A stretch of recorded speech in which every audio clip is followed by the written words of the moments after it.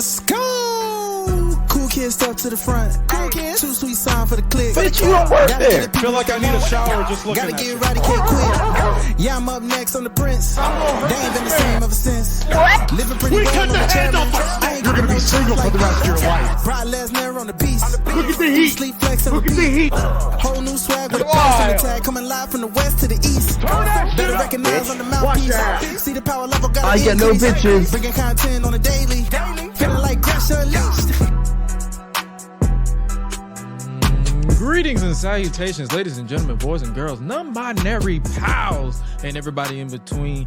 Welcome back to the Gresh and Suela podcast. This is episode 42 of this soon-to-be greatest podcast on the face of planet Earth. We continue to speak it into existence, but hopefully you guys are having an eventful week, because it is not just any ordinary week. It is officially WrestleMania week.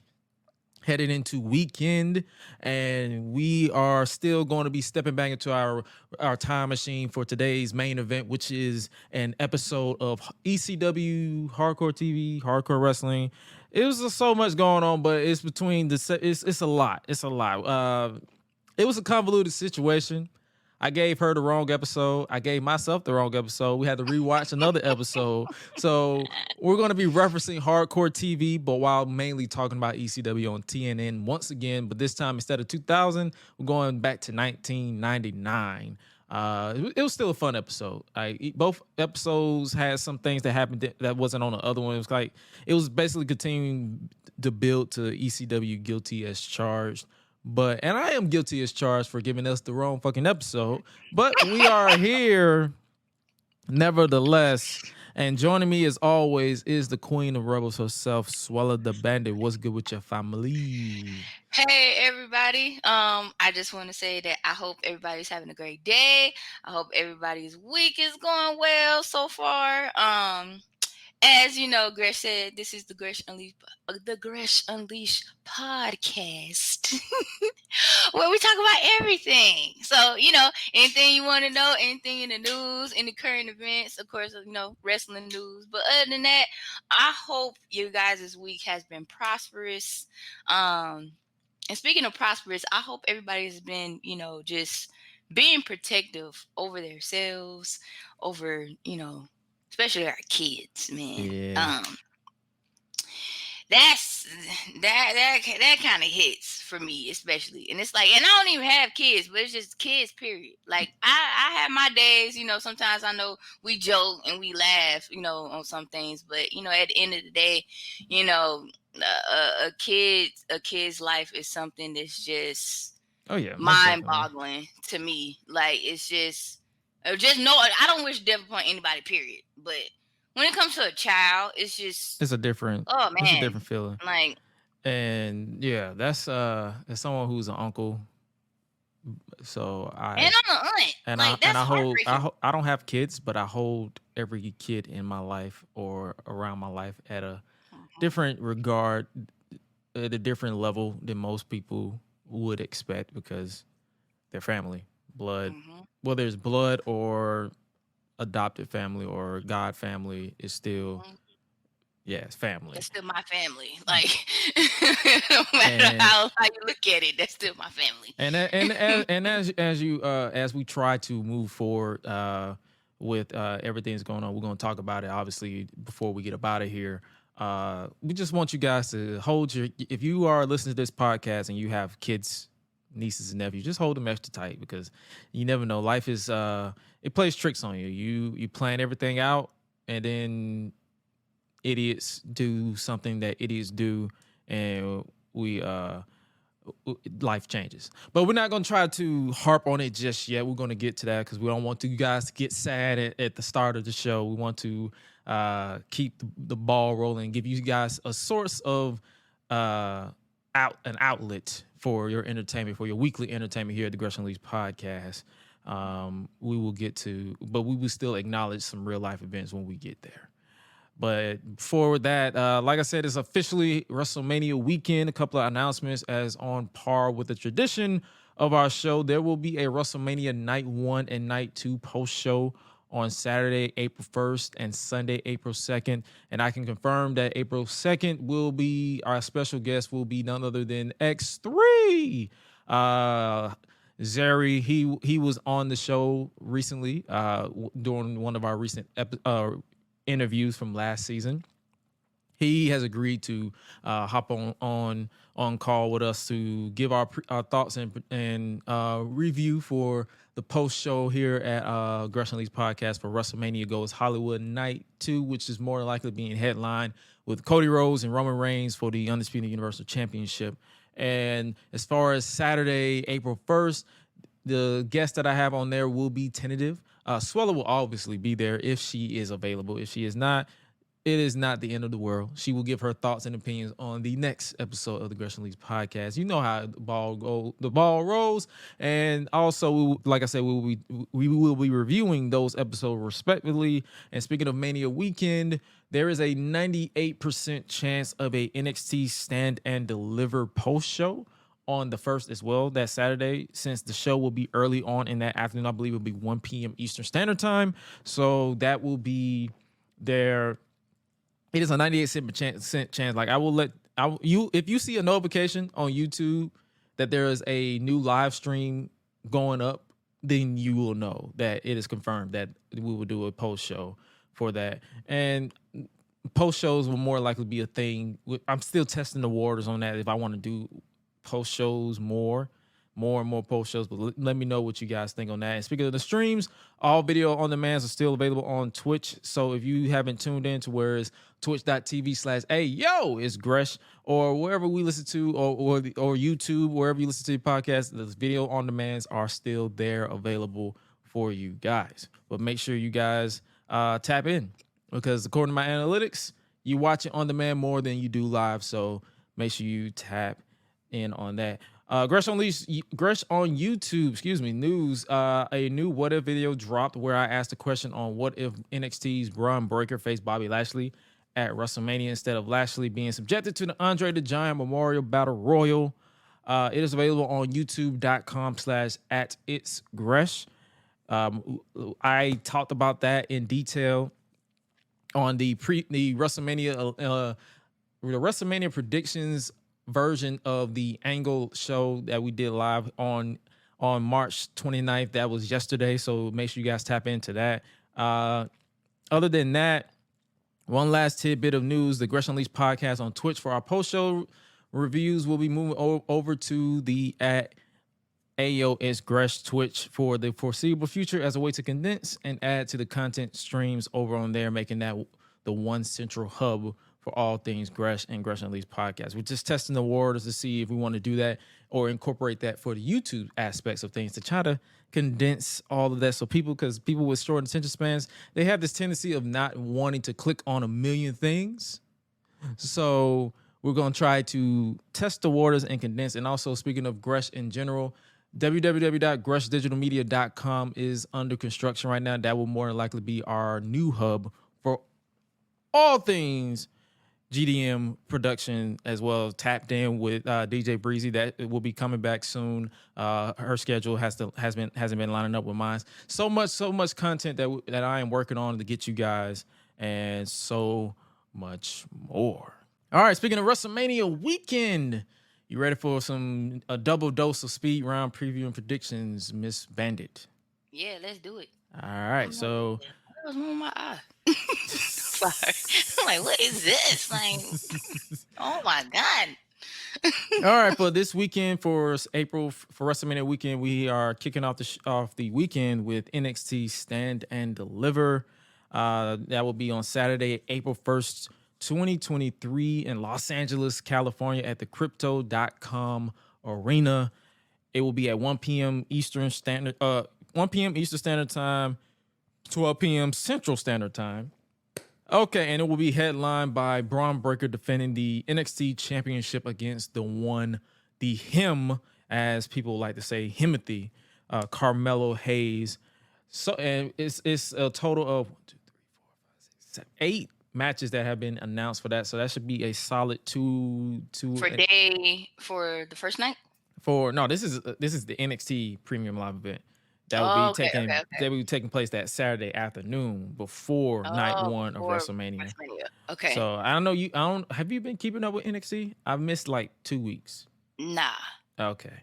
So we're just gonna get your predictions for this one. We're gonna start off with we're gonna go backwards instead of the main event. We're gonna go backwards. So the first match we got is Andre Chase, Duke Hudson, Thea Hale, and Tyler Bate versus the Schism. That would be Joe Gacy, Rip Fowler, Jagger Reed, and the mysterious Ava, who is basically she's Dwayne the Rock Johnson's daughter. I believe it is a 8-person mixed tag where for control of Chase U according to this. And I'm gonna let you go first. For who you think Schism or Chase U? I'm gonna go with Schism for this one. Okay, Schism. And I'm gonna be honest with you, from what I've seen, because I missed the last 2 weeks of NXT TV for work purposes. It might be a 2-way tie right there. We might have to both go for Schism because I see them investing time with Schism so far from what I have been seeing. So I can see them winning and taking Chase U on a different little twisted route. Oh, I had to put this in. Speaking of the crypto.com arena, if y'all don't really know what that is, for the people who it's the former State Farm Arena. Staples Center. It's the former Staples Center. Excuse me. So many names. It's Staples Center. Where the Lakers play, people. Yeah. So if you don't, it's in LA. It's in LA. It's just in case y'all wondering. It's in LA. Staples Center, where the Lakers play, home of the Lakers. Yeah, so you know. All right, next up we have Johnny Gargano battling Grayson Waller in an unsanctioned match. So it will be basically since Grayson Waller invaded Johnny Gargano's home, it is no basic wrestling match. So basically an unsanctioned match. It doesn't count, if you will, but it's basically a no holds barred match between the two. I was going for Johnny Gargano. And that's your pick. There you go. Johnny Gargano. You could go with Johnny Gargano. I see them giving the win to Grayson Waller because they've been putting so much energy behind him. So I see them doing that. So you go with Johnny Gargano. I'll go with Grayson Waller. Next up, we have a fatal 5-way match for the NXT North American Championship. Wesley defends against JD McDonough, big ass head, Ilya Dragunov, Axiom, and the debuting Dragon Lee, international superstar there. I will probably see them. Wesley has been obsessed for the past few weeks of defending the North American Championship and actually making. He's just obsessed with defending it in open challenges every week. Like literally, it's every single week, and it's just been brawls all over the place for NXT. I will probably just go off a whim and see them put the title on JD McDonough. Okay. Do you see a title retention for Wesley, or do you see a new champion? I'll go with a new champion for this one. I'll side with Big Head for this one. JD McBig ass head. All right. Yeah. I'll side with Big Head this time. All right. So we got JD McDonough on this one. Next up we have Fallon Henley and Kiana James defending the NXT Women's Tag Team titles against Alba Fire and Isla Dawn. It's basically a can they coexist tag team because Fallon Henley has been accusing Kiana James of cheating on her tag team of I think it's Josh Brooks Jensen or something like that. So basically that's what I'm saying. I missed 2 weeks of it. So can they coexist after winning the tag team titles? I kind of see them putting the titles on Alba Fire and Isla Dawn. Because Isla Dawn has been playing her mystical stuff, whatever her character is. She's been playing mind games. That's what I've been trying to figure out with her character. I'm not opposed to it, which is why I'm gonna go with it. I'm gonna go with her too. I like the fact that like her character is different for me. It's just it. How do I say this? It's like unexpected. Cause it's some stuff I be like, huh? Like, what are they doing with her? Like, what is her character? Like, that's I think what she's a got me. witch. I'm just like, what is she doing? What is she? I think she's a witch. I And I was believe. like, yeah, let's do that then. Like, But yeah, let's see where this goes. But yeah, I see them because Kiana James and Fallon, it's gonna probably be the whole story of can they coexist? Can they coexist with each other? And it's not gonna work. So I see them dropping the straps to new champs on this one. And then we have a ladder match for the NXT Women's Championship. This one was kind of a mixed bag because moments after Roxanne Perez successfully defended the NXT Women's Championship against Miko Satomura, the champion collapsed in what turned into a scary scene. Basically, she recreated the moment where Shawn Michaels passed out in 1997 in the WWF, and he basically rehashed this story with her because Miko kicked her in the head hard as shit. Like she was literally whooping this woman's ass. This woman was getting fucked up. So it was that type of scenario. And it was basically that type of situation where it was like Shawn Michaels was like, okay, there's going to be a new champion at Stand and Deliver because there's no timetable on Roxanne being clear. So basically it was weeks of qualifying matches with Zoe Starks, qualifying Gigi Dolan, qualifying Tiffany Stratton, qualifying Lyra Valkyria, and Indy Hartwell win a last chance. But then on the final NXT before Stand and Deliver, Roxanne Perez returned and said she's medically cleared. So now it's going to be a ladder match for the NXT Women's Championship. Do you see them allowing Roxanne to retain, or do you see them having a new champion? Because if I had to pick someone, I would probably pick Tiffany Stratton to win, because this is a way to put the title. If they want to change the title, they don't have to pin Roxanne. They could just have. I do see a new champion. It's just right now it don't matter.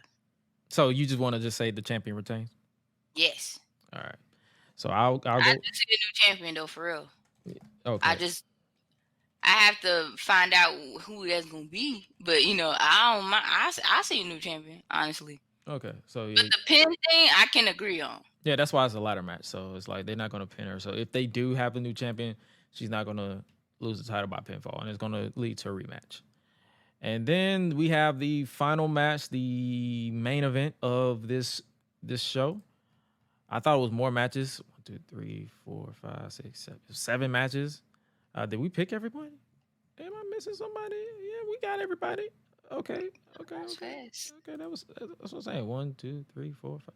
I feel like I'm missing a match. Okay, No, we didn't skip a match. No. Unless I'm tripping. Oh, yeah, I did. Sorry about that. It was a triple threat match for the NXT tag team titles, the men's NXT tag team titles. It is Gallus defending against the Creed brothers and the family, being Tony D'Angelo and Channing Stacks Lorenzo. So just hot potato somebody. Do you see Gallus retaining the titles, or do you see the Creed brothers regaining, or do you see just first ever tag team champions with the family being Tony D'Angelo and Stacks? The family. Okay. I kind of see, you go with the family. I kind of see Gallus retaining some way by either pinning the family, or it'd be a screwy finish for the Creed brothers. That's just me. All right. That'd be funny if one of us end up being right, Yeah, or none of us end up being right at all. Like, this is the preview and prediction for people who've missed. She hasn't really been catching up, but I've missed like 2 weeks. But I still know the storylines going in, so I'm going in not blind, but I'm still gonna watch. Then we have the main event, the match that I've been waiting on since Braun Breaker won the title. It is Braun Breaker defending the NXT Championship against Carmelo Hayes. And this is basically two people that the company, the NXT 2.0, has been putting at the forefront. Carmelo Hayes is no longer North American champion. He's been winning matches in side missions, and now he's finally on the verge of going after the NXT championship. It's no shenanigans and nothing. It's just been Carmelo Hayes and Braun Breaker showing sign of respect, mutual respect between the two over on weekly television. And now it has come to basically Michael Jordan versus basically his top rival, whomever that may be, because that man was against everybody. So Carmelo Hayes, he's up against the top dog in NXT, and I'm gonna have to go. I'm gonna be honest with you. I'm gonna have to see. It's time. It's time for Braun Breaker to get up off that title. It's time for Carmelo Hayes to win that championship. Okay. Who you got? I got Carmelo. All right, we got a double Carmelo Hayes. So him has the opportunity to show the world why he is next up. He got next. And that is our preview and predictions for NXT Stand and Deliver that goes down on the 1st before WrestleMania Night 1. And speaking of WrestleMania, let's talk about WrestleMania 39. It goes down on Saturday, April 1st, as well as Sunday, April 2nd at 8 p.m. Eastern Standard Time on both nights. It goes down. It is going down, and we're going to go backwards. We're going to go backwards as well because it's only a few that we know will headline night 1, night 2. Like I know John Cena in theory will open Saturday, and I know Cody and Roman more than likely will end Sunday. So there's so much going on. All right, so we're going to go backwards, and we're going to go Dominic Mysterio versus Rey Mysterio. Dominic has been begging for his father to hit him and face him at WrestleMania, and he finally did and accepted the match on last Friday, and now we are here. I gave it for those who want to know my in-depth preview and predictions for WrestleMania, make sure you check out the Angle Show Live. We did a WrestleMania edition predictions earlier on on Wednesday. So make sure you guys tap into that one. And if you subscribe to me on YouTube, I put the direct link in my community tab. But for this one, we're gonna start off with Dominic Mysterio versus Rey Mysterio. Who do you got? I got Rey. You got Rey? I got Rey. Hold on 1 second. I got Rey. I am waiting for this child to get the ultimate parent-child butt whipping of a lifetime. I am ready. I wouldn't be surprised if Rey picks up a chair, like at all. I'm ready for it. I want the chair, the kendo stick, the belt. I want all of it. Obviously on the preview show that I did, I picked Dominic Mysterio because I just know it's gonna be some cheating there because it's definitely gonna get involved. But I ain't gonna actually pick Rey Mysterio because he sees the story continuing past WrestleMania. Because I know a lot of people see that Rey Mysterio is going into the Hall of Fame. He might retire. He says he don't really see that it's going to stop there. It's going to continue. It's going to evolve. And it's going to eventually see Dominic eventually retire Rey Mysterio. Because that man, he's not going into 2024 a full-time wrestler. I'm pretty sure his time is winding down because that man has been wrestling forever. All right, next up we have the first of 2 WrestleMania Showcase matches is Braun Strowman and Ricochet versus Street Profits versus Alpha Academy versus the Viking Raiders. Who do you got? I got the Raiders. You got the Viking Raiders?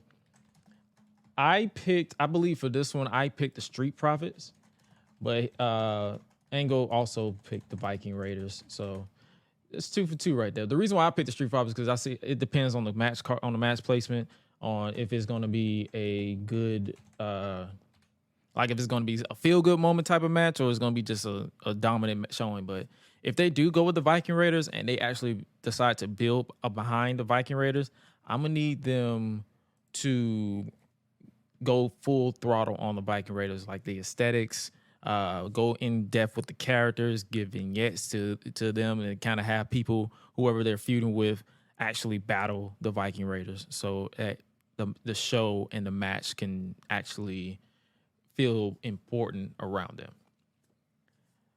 Next up, we have the women's showcase match, and I said it on the live show. I will say it again.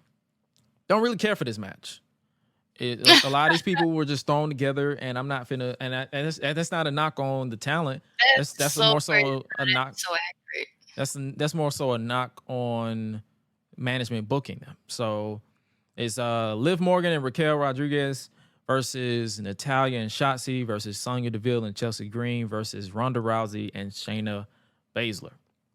And I picked Ronda and Shayna. I picked Ronda and Shayna too. That's That's crazy. Cause that's like the vibe I got. I was like, why does it look like it's thrown together? Because it was literally, they were like, oh, hey, we need to get these people on the show. So here you go. Oh man. And don't get me wrong, the men's match was thrown together too, but still. It's just like, all right. Moving on. This is one of the matches I'm looking forward to this weekend is Intercontinental Champion Gunther versus Drew McIntyre versus Sheamus for the Intercontinental Championship. I picked Sheamus to win, to finally get the win, and for them to take the title off Gunther so that he can go up and become in the main event scene. But if they do keep the title on him, I see him breaking Honky Tonk Man's title reign length because I believe he's Honky Tonk Man is the longest reigning Intercontinental Champion of all time. So hopefully they go that route. If they do keep the title on him, who do you got? So you see Gunther winning? Yes. Oh, okay. I'm getting kind of tired of Honky Tonk at this point.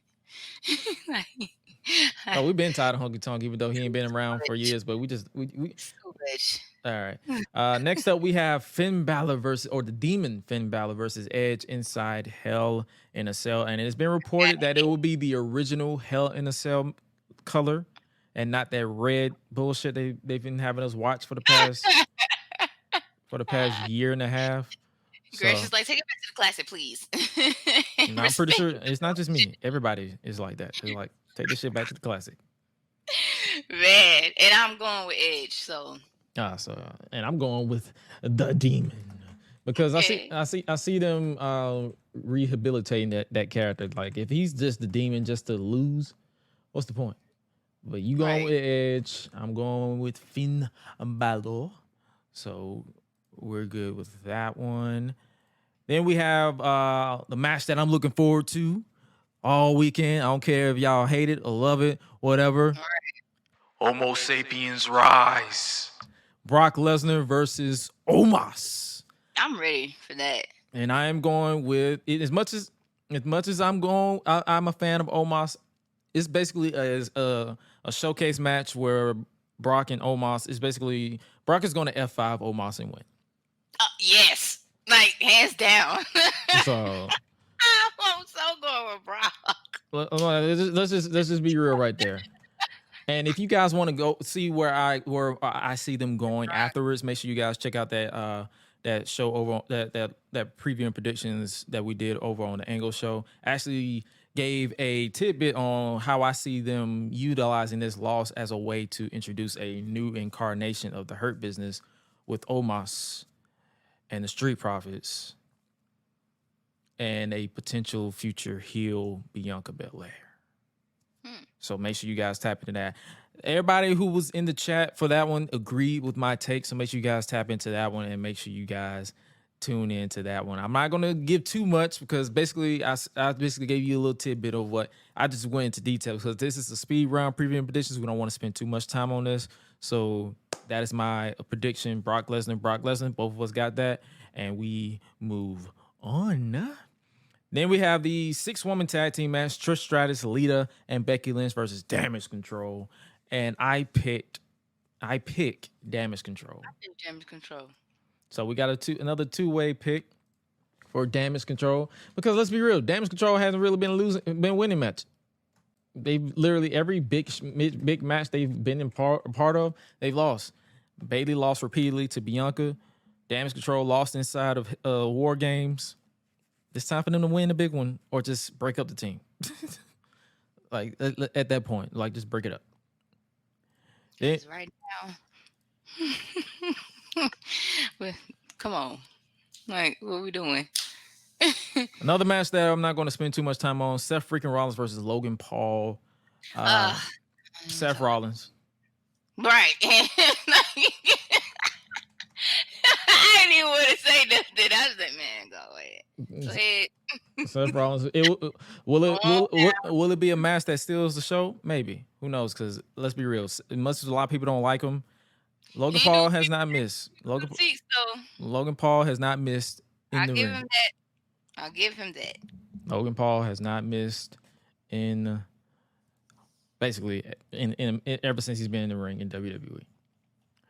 Next up, we have the first of two women's championship matches. Charlotte Flair versus Rhea Ripley for the SmackDown Women's Championship. I'm going with Rhea Ripley. Yeah.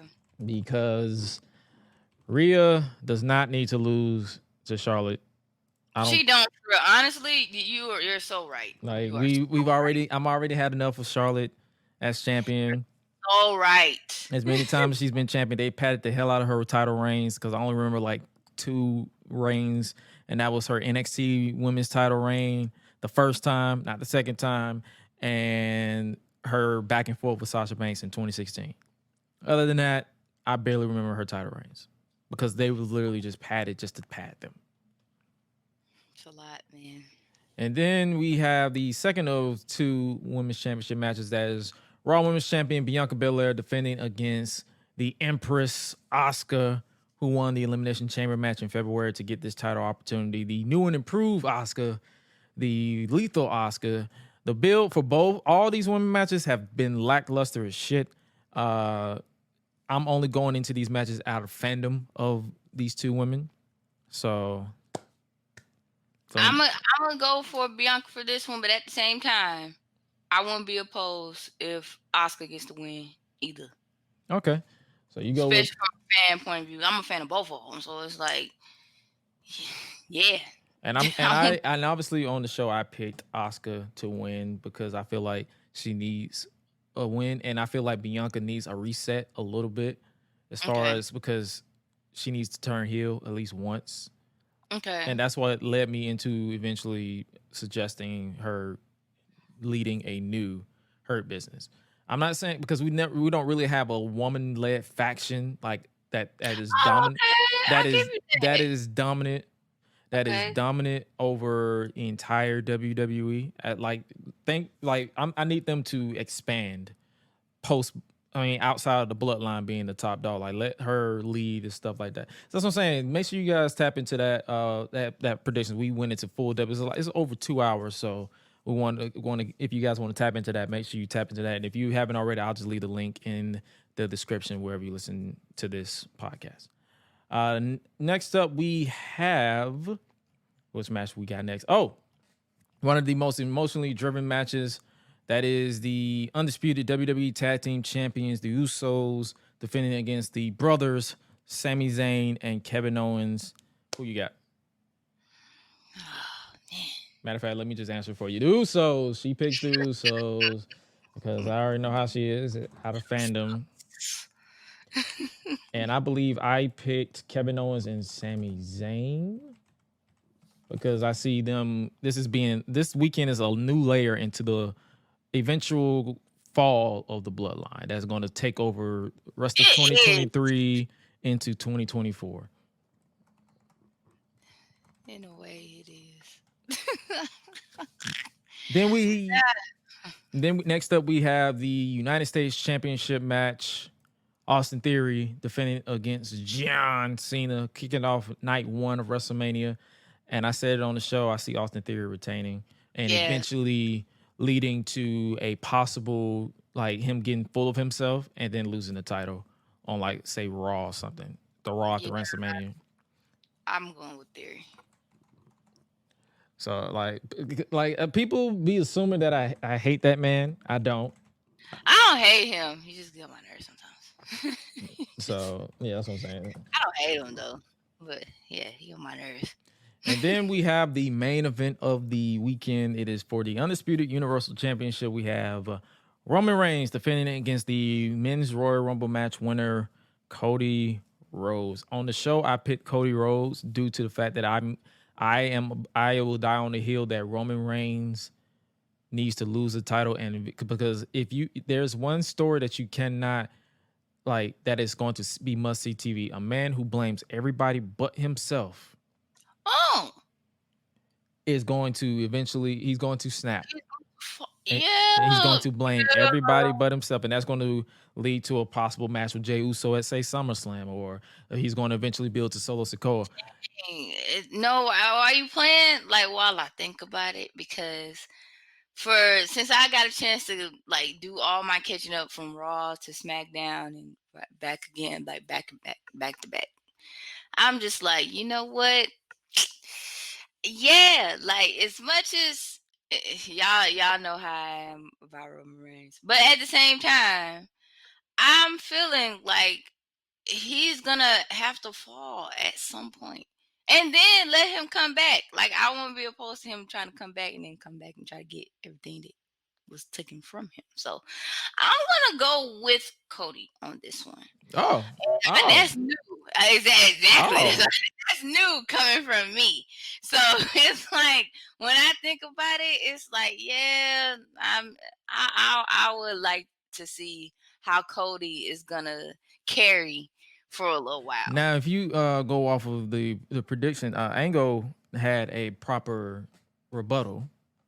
He was basically saying like Roman retains because the story in Cody is his chase to trying to get back at the like get back at the title. And he said the reason why he said Roman retains is because there needs to be a draft at some point, and it needs to be a point where Adam Pearce or somebody say, hey, Roman, USA Network wants a world champion every week. You're not there every week. You need to give up the WWE title.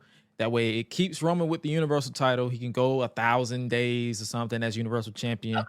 And he was basically saying it builds up to Solo Sikoa taking the Universal title from him at WrestleMania 40. Oh, okay. Oh. And he said the only that's nice logic. And he said the caveat with the if they do decide to do Roman Reigns versus Jey Uso, have him destroy Jey Uso. He was basically saying with SummerSlam, have him destroy Jey Uso again as a way, because you're going to have to lead to that brothers versus cousin. Yeah.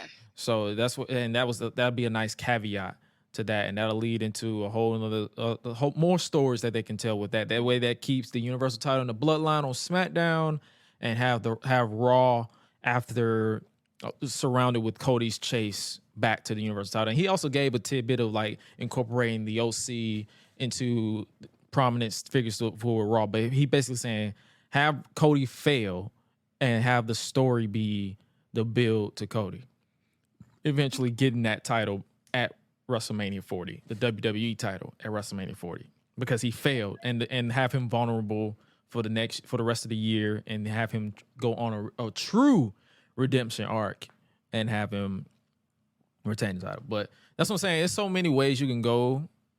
Gosh, that's dope logic. I never thought about that. That is so genius. That's what I'm saying. So there is a million ways you can go this weekend. There's a lot of possibilities. And the beauty behind it is, I would, like I said on his show, I would not be angry at either outcome. I would. One thing I don't do is lose sleep over wrestling. Let's just get that out the way. But at the same time, it's like I understand his point of view, and I'm pretty sure some people stand my point of view. Like, the money is Roman Reigns snapping. There's also money, but there's also money in Jay and Cody Rhodes potentially climbing back up to that title. So whatever outcome they have, I'm pretty sure I'm going to be mostly invested into it. I'm pretty sure I'm going to react the way I react. The jokes will fly on Twitter like they always do. But this weekend, like I say, because he asked me, he said, what is the anticipation for this week? Like, how would you rank this WrestleMania? Like, as far as hype, I haven't been this hyped for a WrestleMania since 2014 with Daniel Bryan chasing after the WWE World Heavyweight Championship. That's how long it's been since I've been hyped. Like, every WrestleMania since has been like, they had their moments. They've been decent, solid. But as far as like hyped, as far as like build and anticipation, this is up there. It's probably top 10. It'd probably be like number 9, but not 10, but not number 1. So yeah, that is. And ladies and gentlemen, that does our speed round preview and predictions for this WrestleMania weekend. NXT Stand and Deliver. WrestleMania Night 1 and Night 2, both all going down this weekend. I believe the Hall of Fame is on Friday, so I believe they announced Timmy White as the warrior, the recipient of the Warrior Award. He was a legendary referee in the late 80s, early into the 90s in the Attitude Era. Incredibly deserved. Rey Mysterio, Stacy Keibler, she's got legs. She is in the Hall of Fame as well. I don't have the full list in front of me, but I believe it's only 4 people going into the Hall of Fame right next to the Warrior Award. So it's going to be a pretty small list. Finally. You said what? I think Ray is yeah. That's why I mentioned that moments ago. But I'm just saying, like, the Hall of Fame is like 4 is going to be in there. It's completely small compared to 2020 and 2021 and all that stuff. So hopefully next year they let Batista go in. Man, they should have been okay. He's not available. I'm not doing this. I'm not finna sit here. He's not available. I'm literally just telling you the truth. He's just not available. He's just not available. That's all it is. Should have been. No, the reason why he was supposed to be in 2020. He didn't want to do it because he wanted to do it in front of fans. Now that he's getting booked in Hollywood, he's not available. So more than likely next year will be the time for Batista to go into Hall of Fame. I wanted it to be this year because it made sense, Hollywood and all that stuff. But you can't really. And Ray and Batista, they boys. Like, he should have been. You can't really fault that. Like, let Rey Mysterio be the headliner, and let that be a way to. I hope they use that as a way to further build to him and Dominic at WrestleMania, like do a little segment there. So hopefully that is a fun time. But WrestleMania weekend is stacked, is solid, and that is our preview and predictions for WrestleMania weekend. All right, now it's time for us to step back in time in our retro review main event of the evening, our headliner. We're stepping back to ECW 1999. I got the dates wrong. That's my bad. I sent her the wrong episode. They was looking back to back, so it was no big deal. It was literally the same old. It was pretty much. I sent her the highlight version. Hardcore TV was the syndicated version, and we watched the real episode is ECW on TNN from December 17th instead of the 18th. It was confusing. Like it was. That's on me because I'm a busy dude. I literally do everything behind the scenes, so I got the episodes wrong. It's all good, but I enjoyed both episodes that we watched, even though we're going to reference Hardcore TV because there's some stuff on there that happened, but it didn't happen on ECW on TNN. But I enjoyed this one just like last week. It wasn't boring. It kept my attention. Bruh. Oh, my bad. I had a whole blackout. I'm sorry. I went blank for a second. Anyway, but yeah, I did enjoy this episode. Especially, so it was some stuff like some segments, but what got me like really, really hyped for it in a way that just made it hilarious, made me keep watching was the beginning. The guy starts talking in the TNN. Yeah, like I was like, hold on. I'm going smooth in. I think that's what he said. I was like, what? I was like, yeah, I'm gonna keep watching this because it's gonna get funnier from here.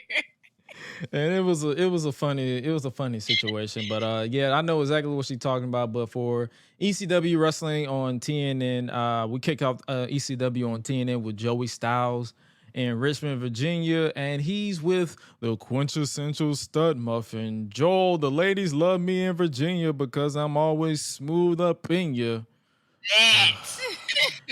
Gertner. I was like, what?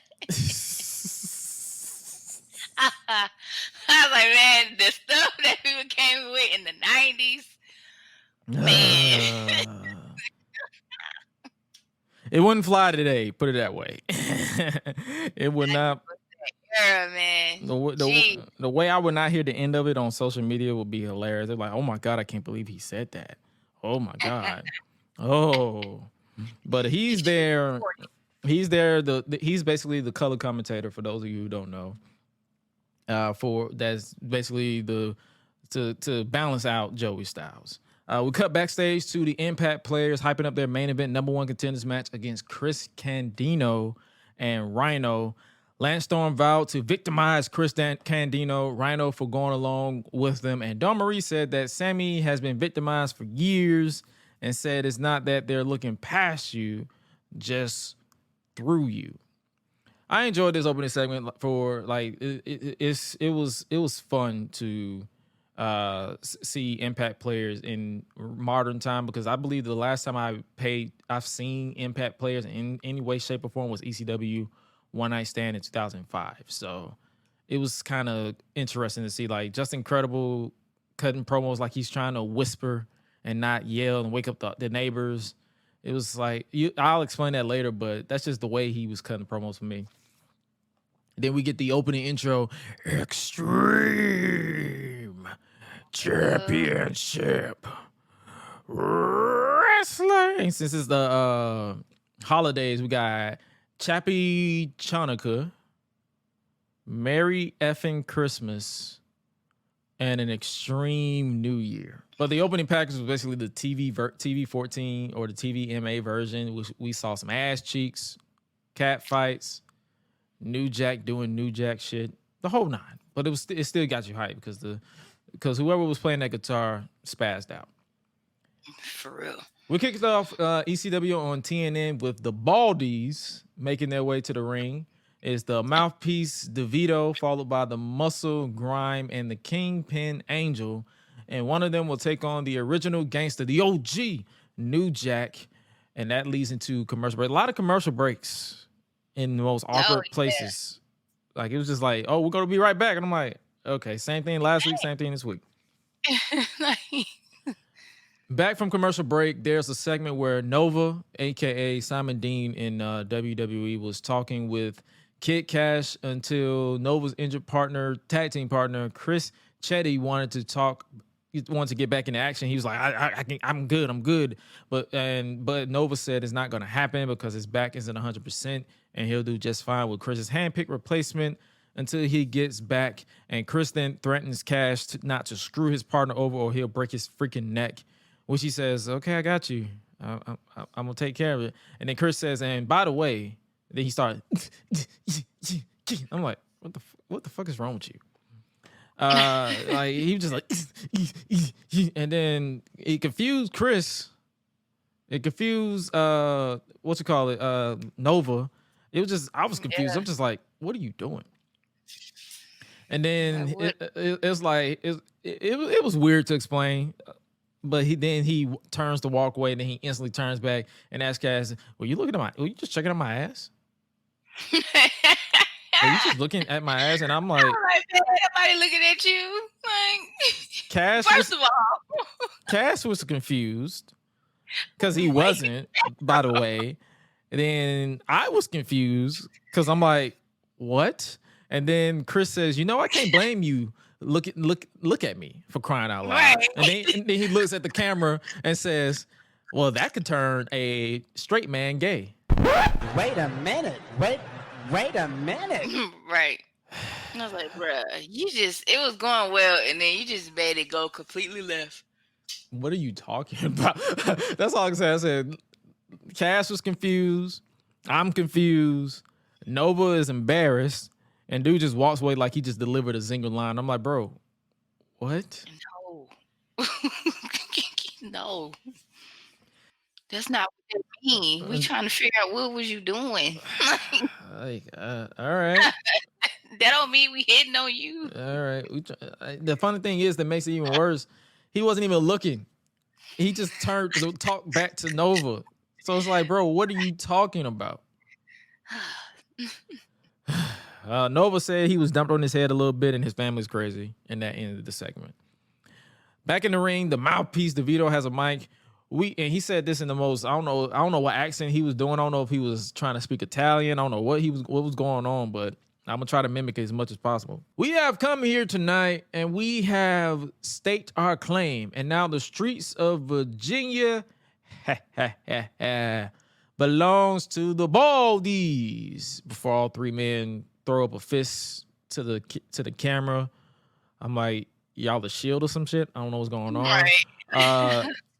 I thought, and the funny thing is like the way he was pausing and awkward, something in my eye. I thought he was done, but he kept going.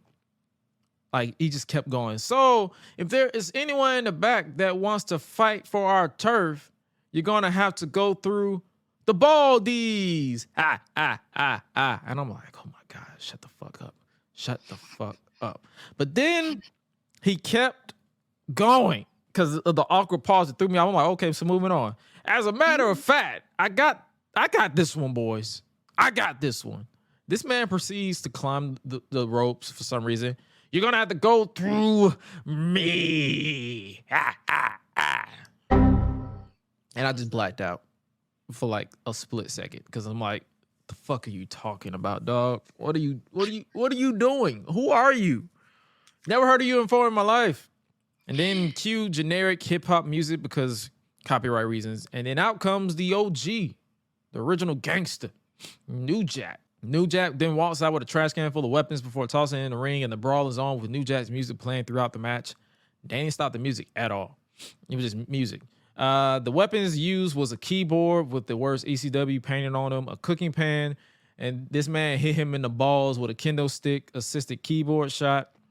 Then the OG had a guitar and laid this man out after playing with it when he dived off the ropes and picked up the win in dominant fashion. It was literally a one-sided affair before pulling out a fork. The man pulled out a fork. Well, he thought he was at dinner or something.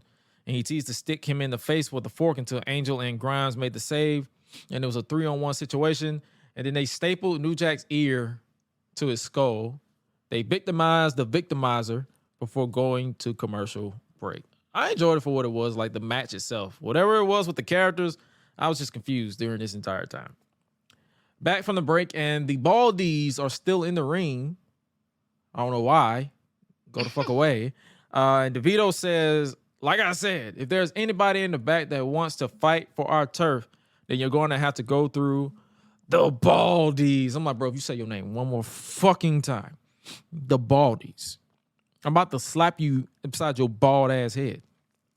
And then I don't have to do that though, because out comes the ECW World Heavyweight Champion Mike Awesome's music played. And out came the Giant alongside Judge Jeff Jones. You never issue an open challenge at ECW because you never know who's going to answer it.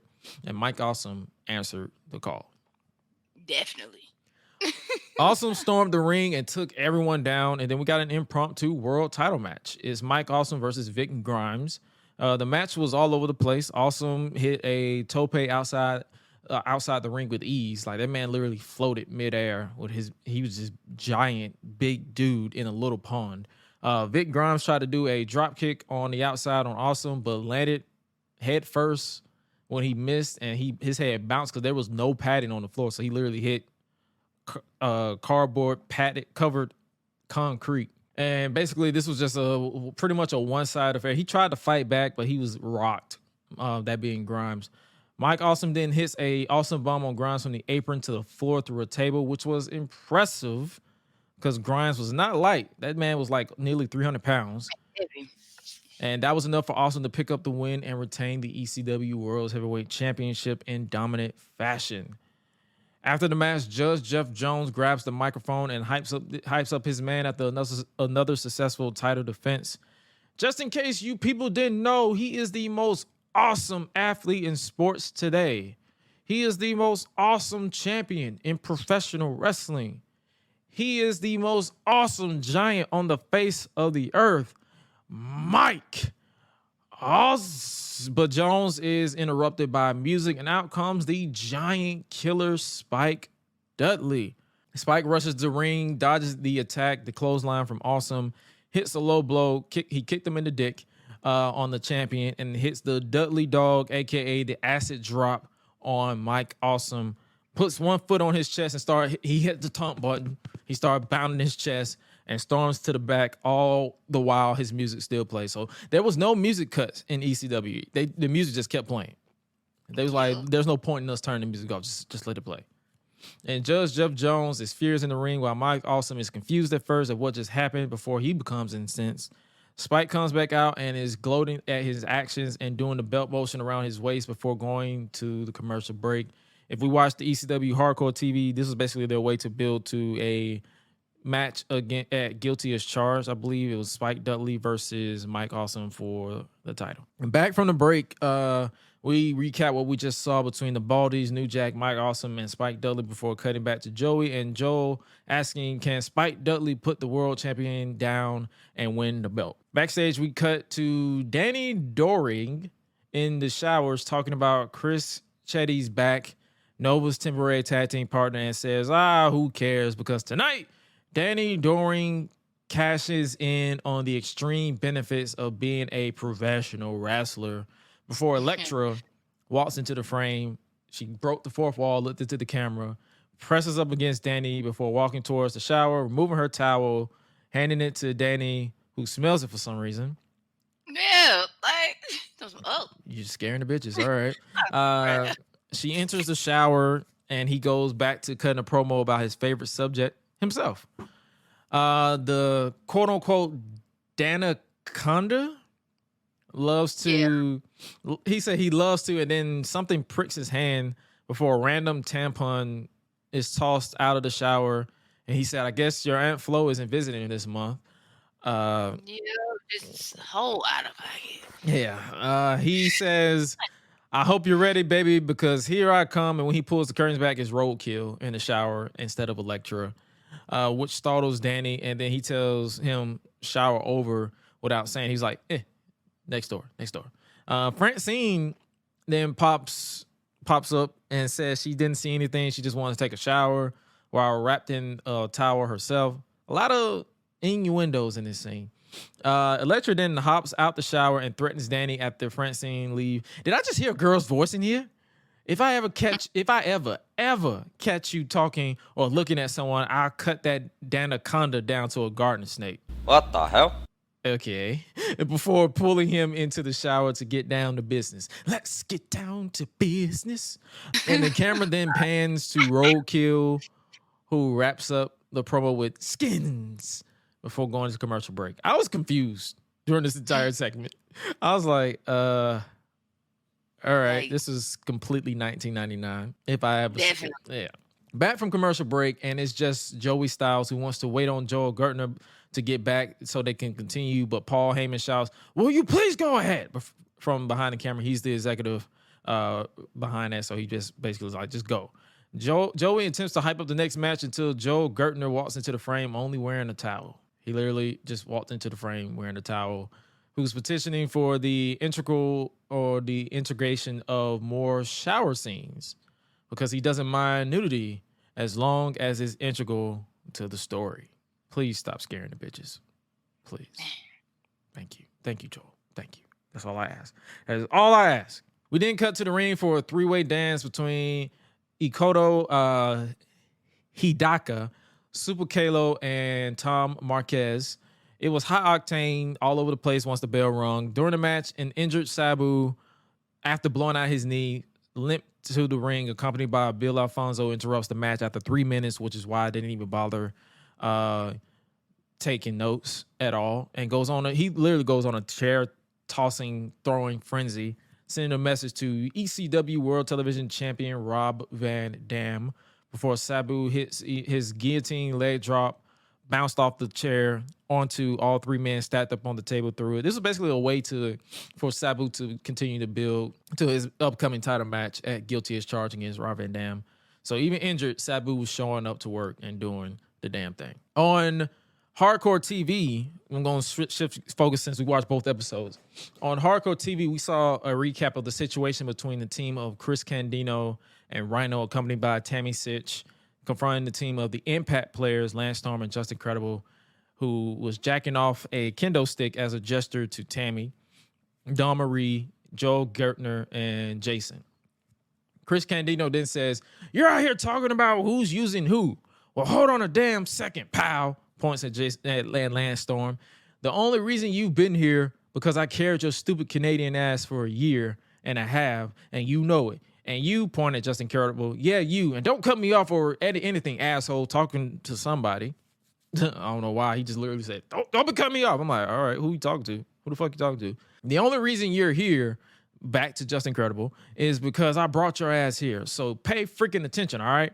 If anybody's using anybody around here, it's me and my man Rhino are using you guys. He literally could have trimmed that entire sentence down and just said, you're not using me, we're using you. Like, he literally just did like a whole ass, he just said a whole bunch of nothing just to say what he wanted to say. Get to the point, bitch. Lance Storm smirks at him like he's full of shit. Rhino then starts yelling, enough with the fucking talk. Let's just kick their fucking asses. Rhino then gores the hat off of Jason, and all hell breaks loose between the men before they're pulled apart by security, which the crowd booed. And then Dawn Marie and Tammy start a random-ass cat fight, and the crowd cheers, and they just start rolling around until they are pulled apart. Back on ECW Wrestling, on ECW on TNN, we're back from commercial break, and the next match is a No.1 Contenders match for the ECW World Tag Team Championships. Out first, accompanied by Jason, is Justin Incredible.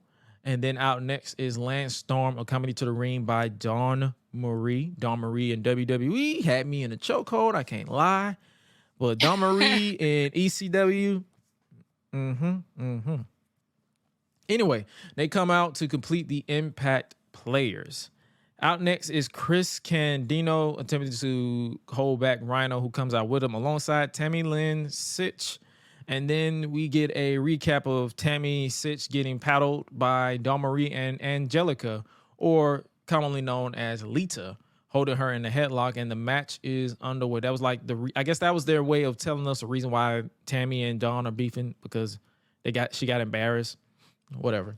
I like the opening exchange between Candido and Storm, former tag team partners, going at it until Justin Incredible made the tag and introduced a steel chair, and it came back to bite him with a DDT on the chair, and then Candido made the tag to Rhino, and it was Rhino's game throughout this entire encounter. The closing moments came and got down with, it goes down a little bit with Rhino taking care of an interfering, or at least attempting to interfere, Jason.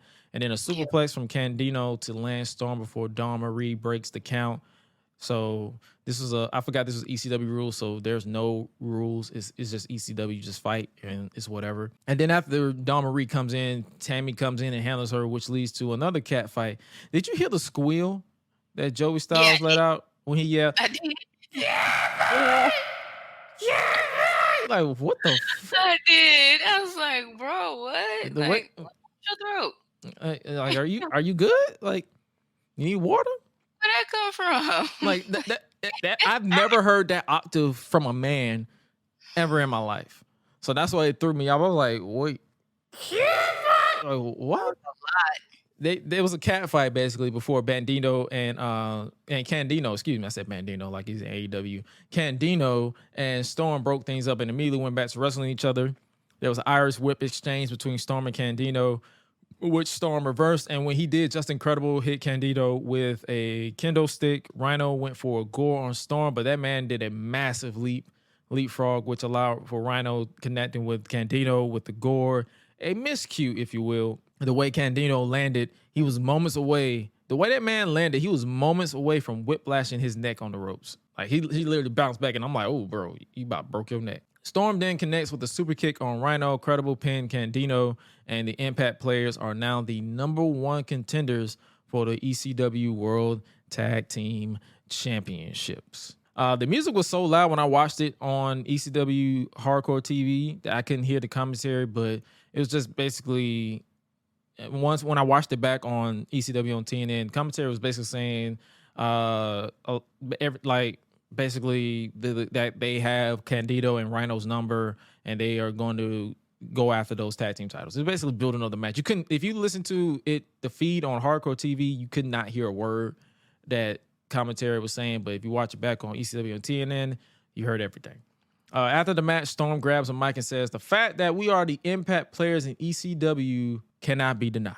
Rhino and Candido are going at it ringside because they just lost because of a miscue.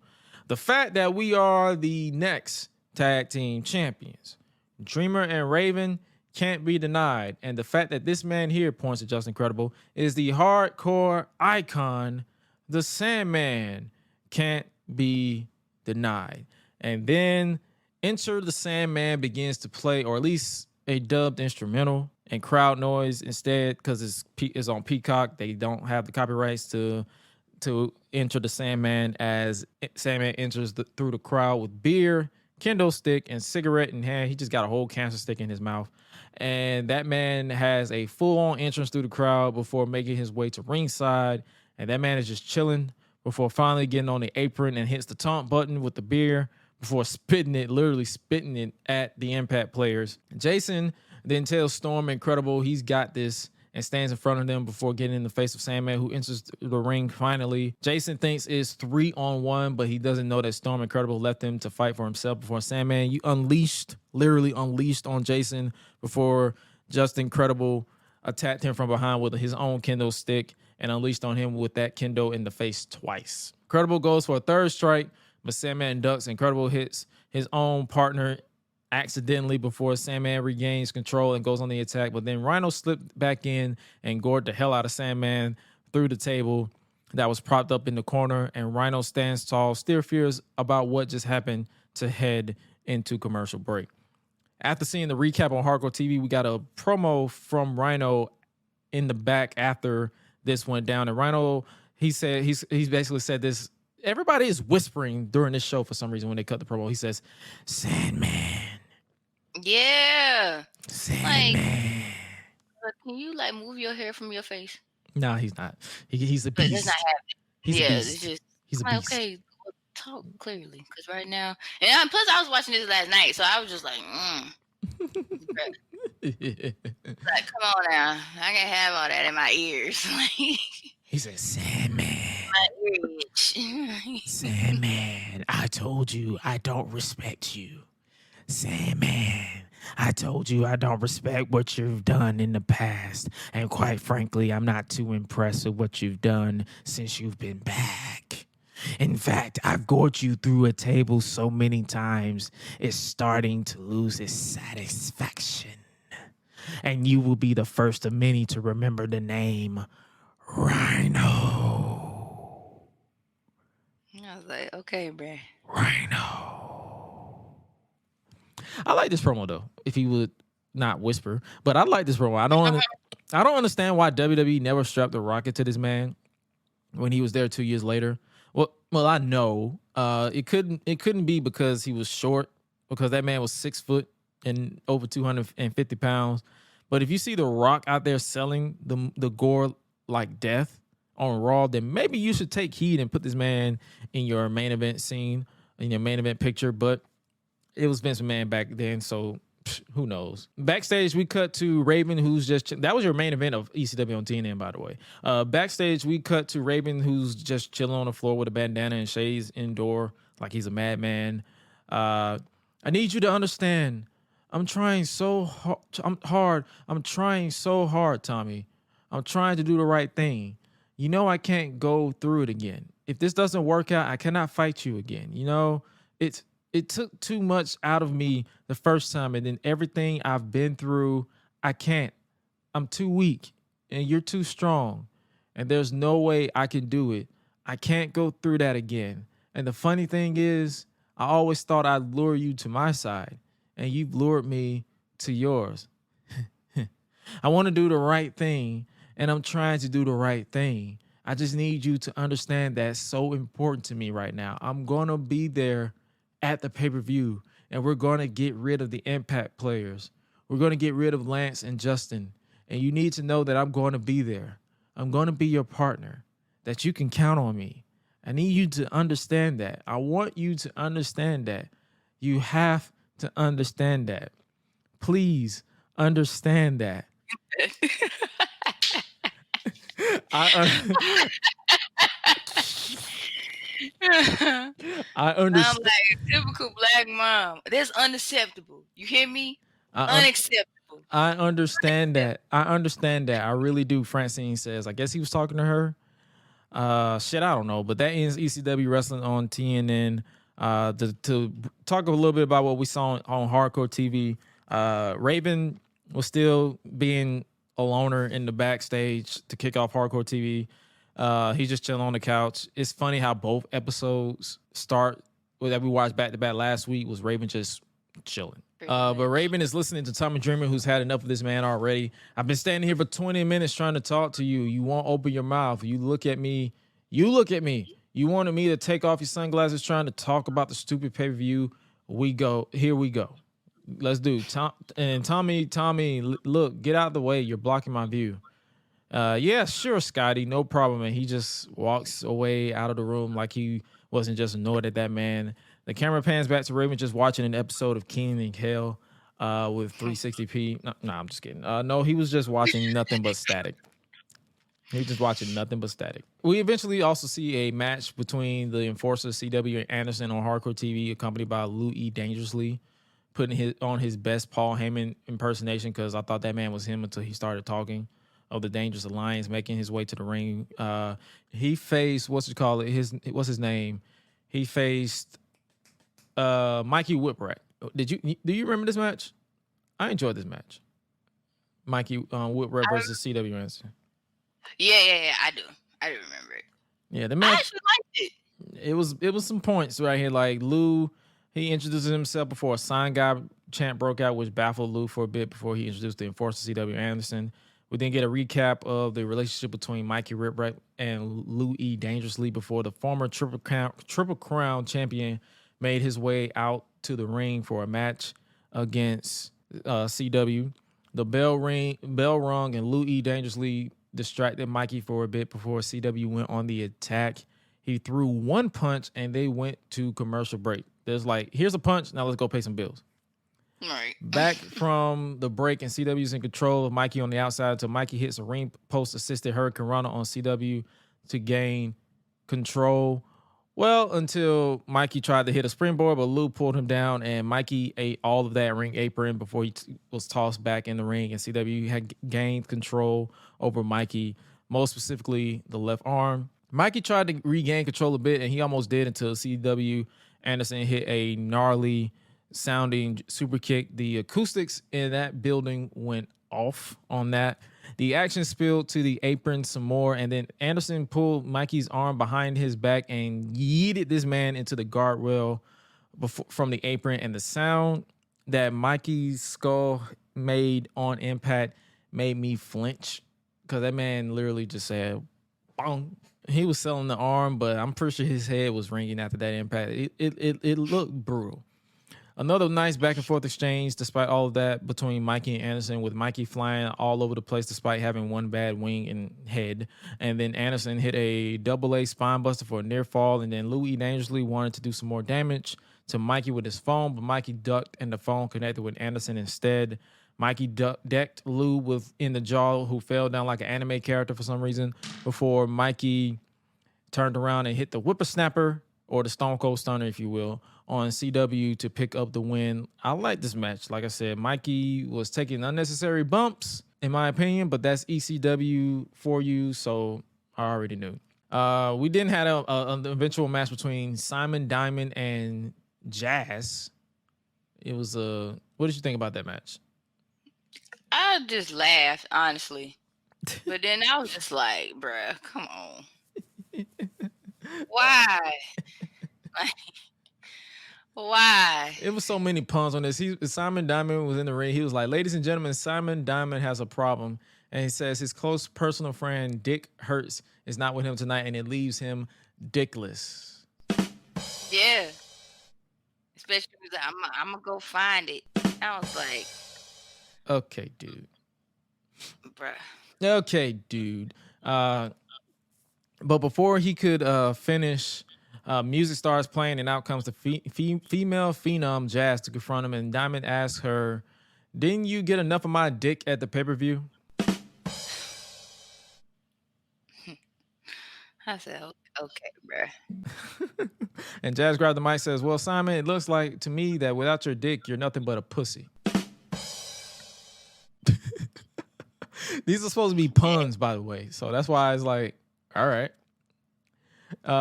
She slapped him in the face, which infuriated Simon. He says, "You bitch. You want a match?" Simon says, "Stand in the corner until I'm ready and you'll get your match." Jazz then turned around annoyed, but it was a ploy, as Simon then strikes her in the back with the microphone and knocks her down and says, "I lied." This was basically a one-sided match mostly. before Simon hit the Simonizer to pick up the win in about 2 minutes and celebrates before walking away. Then after the final commercial break to wrap up from the episodes that we saw, we're backstage with the Impact players. We started off the show with them and we ended with them sending one final message. If there's, and this is like, I'm gonna say this in the most funniest way possible, or at least attempt to. If there's one thing we've proven here in ECW, is we're men of our word. We said we're gonna beat the crap out of the Sandman. We beat the crap out of the Sandman. We said we're gonna beat the crap out of Candido and Rhino. We beat the crap out of Candido and Rhino. So January 9th, guilty as charged. Tommy Dreamer, believe me when I tell you, we're gonna end your career once and for all. And Raven, Just Incredible isn't impressed and says, in a way that sounds like he's whispering and yelling at the same time while not trying to disturb the neighbors in your apartment. That's how I can describe the way he cut this promo. Raven, the reason people follow you around, Raven, is because you got the gold around your waist. You see, it's real easy to follow somebody when you're up here at the top. Come January 9th, guilty is charged. We're looking at the next ECW World Tag Team Champions. And you know something? We're going to give a lost generation of American children a reason to quote the Raven, nevermore. Just Incredible and the Impact players just pose to close the show. And that is ECW on TNN, ECW on Hardcore TV. I enjoyed the match. It was fucked up. It was fucked up in a way. Like it was so 1990s. A lot going on. Oh man. It was a whole lot. Yeah. And that concludes our retro review for this week. Why was everybody talking like they had something stuck in their throat? Boy.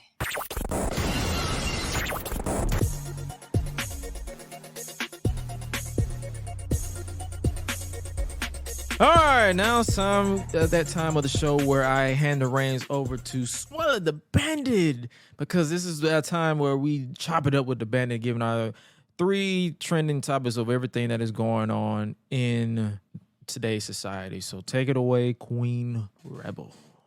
All right, ladies and gentlemen. So, I got a chance to see the lovely Creed 3. I actually I take that back. I actually loved this movie. I really did. I enjoyed it. I want to give a give a lot of good credit due to Mr. Michael B. Jordan, who directed this film, by the way. Yes, a black man. I said it. Yeah, like I was very, very proud. I was like, oh my goodness, like this, they did that. And of course they let Sylvester Stallone, they let him produce it. So I will say that too. I think he was the producer or the executive producer for the film. But other than that, I really commend them on it. It was great. I enjoyed it. A little nugget, if you might add. There's this one scene where him and Jonathan, they go at it in the ring, and there's this segment where Jonathan like punches him, like kind of like uppercuts him, like I think like in the abdomen or something like that. Mm-hmm. If y'all watch Dragon Ball Z, then that's where that's from. There's Michael B. Jordan is inspired by anime. Yeah. Yes, indeed. They both watch anime. That's another thing too, which is why they incorporated that little piece in there. So I do like that. That was actually pretty lit. I enjoyed that. Also, after we got done finishing watching Creed 3, because I went with my family, we went to go see John Wick 4 right after that. So I like that too a little bit, just a tad, and that's because it's certain characters that I grew up watching that I have enjoyed over the years. And I actually did like this movie. It's more action. It's in a way, some people think that the chapter is over. I don't think so. And it's because of the ending. And I'm thinking it ain't gonna be over. And I'm like, I want this to be the last one, but I don't think that's gonna be the case. Like, I gotta catch up on it, so I gotta catch up on it. So I I'm don't not. think that's gonna be the case. Other than that, I do want to give another special shout out to our Black women in film. There is a movie coming out this Friday. It's called 1001. Starring the one and only Tiana Taylor, along with other amazing actors and actresses as well. It has been produced by Lena Waithe and directed by A.V. Rockwell. I honestly can't wait for this movie, and I wish I could show y'all my fan shirt that I just got. But anyway, I'll appreciate it. I had just got my shirt like a couple days ago. This girl that I know that I follow on social media, she makes like the shirts and stuff, and she was gonna have it for like the premiere of the movie, and I was gonna go see it with her, and then I was like, well, there might be a possibility I might have something to do. So I was like, you know what? Let me just buy the shirt, because let's face it, like, I'm still going to go see it regardless. So I'll buy the shirt. So I did get a chance to get my shirt. So I'm excited for that. Also, like we mentioned before, WrestleMania week is coming, starting Saturday, April 1st. Before y'all go to WrestleMania, make sure y'all rent is paid. I don't want to be hearing y'all like going to these places and you ain't got no money, and you somewhere broke, and all of a sudden you finna get evicted because you decided to spend all your money on WrestleMania week instead of paying them bills before you went to go see WrestleMania. So, words of wisdom. Pay your bills first before you get that ticket. If you already got your ticket, make sure you pay your rent in advance and then go ahead and go. Make sure you have enough money to go and come back. Don't do nothing stupid out here, please. Also, please be safe out here. America has to do better with these gun control laws. I really do wish peace and prayers over the victims' families who have lost their kids, but something needs to be done. It's ridiculous. And I think this is for me. I feel like this is a spiral effect because it doesn't happen one too many times, and so and it's not just like, it's not like we at a park or something like that. This is a school. So it's not the first time this done happened. So it's like, please, like, please have a hold on your children.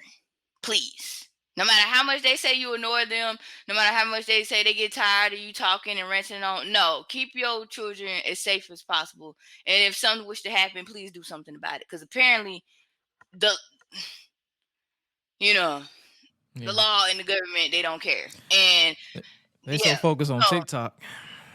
Right. Then instead of focusing on the real issue. Anyway, I do want to say, please, as I mentioned before, make sure you stay safe out here. Make sure you be vigilant. Also drink your water, eat healthy, or at least try to eat healthy. I'm not saying be a health freak, because everybody ain't on that wave yet, but do the right thing. Drink your water if necessarily. Wash your body. Wash your ass, nigga. Wash your beard. Wash your hair. Clean your ears. Please. The basic necessities of being a normal function human being. Be a normal human being, please. Please. Like, it's enough weirdos. We don't need no more. Like, that's pretty much 95% of America. Right. Also, Mario is supposed to drop, I believe, April the 5th. But I think Japan, they getting it way before we do. I think they get Mario, April 2nd or April 3rd or something like that. But anyway. But other than that, yeah. I'm not watching it, so don't matter to me. I wish y'all a great day, a great week, a great weekend. Tell your family that you love them. Oh yeah, most definitely. Even the people that you don't like, tell them that you love them. You got that one ex you still care about. Don't say you love them. Just be like, hey, we good, we cool, let's move on. Be an adult. Moving on. Like, hey, bye. That's all you got to say. Don't get in too deep. Stop the cap. Stop the cap right now. Stop the cap. No bullshit, bro. Why we capping? I don't love nobody. No. Right. That's what I'm saying. That's what I said. Hey, keep it pushing and move on. Like, hey, bye. Like, simple. Like, anyway, but yeah, also have a prosperous week. Oh yeah, most definitely. And be safe out here at WrestleMania, because I know everybody hitting up LA is crazy out there. It's crazy everywhere, but most specifically, if you're in LA, make sure you stay safe. Make sure you partner up because it's expensive as shit. Yes. And the traffic is horrible. Make sure you add at least 2 hours before to your commute to and from the arena for both nights. Just be prepared for anything. If you are traveling with friends, make sure you split on Uber fare. If you don't rent a car, but if you rent a car, still prepare. Like if you rent a car and you want to be in that traffic, you better leave 2 hours. Like LA traffic is no joke. Make it 3 hours. Leave before. Basically, just do. I'm pretty sure there's stuff to do around that stadium. Just get there. Yeah, just get there early. Just get there early. Like, trust me, you're gonna want to get there early because if you that person that want to wait, you're gonna be there late. You're probably gonna show up. You're probably gonna show up for the main event for both nights by the time you get there. For real. Because it's not just WrestleMania that's going on that weekend. It's literally a lot going on that weekend. So. But with that being said, you guys stay safe out here. Make sure you guys tap in for when we go live for the WrestleMania post show on April 1st and April 2nd, not immediately after, but after both nights, as well as I might as well just go ahead and just confirm it. I'm also gonna go live for Stand and Deliver as well, because I'll probably talk about it on the post show, and that'll go up as well. And with that being said, you guys stay safe out here in these streets. Make sure you follow us on social media at Gresh Unleashed. Ayo is Gresh on Twitch. Make sure you follow Suela at all her links at solo.to/Suela. That'll send you strictly to her links and everything she got going on. Same thing with me. Go to solo.to/Gresh. It's literally a central hub for all that we got going on. And with that being said, you guys stay safe. Please stay safe out here in these streets. And remember to always eat, sleep, flex, and repeat. We out. Beat. Breezy. Bye, y'all.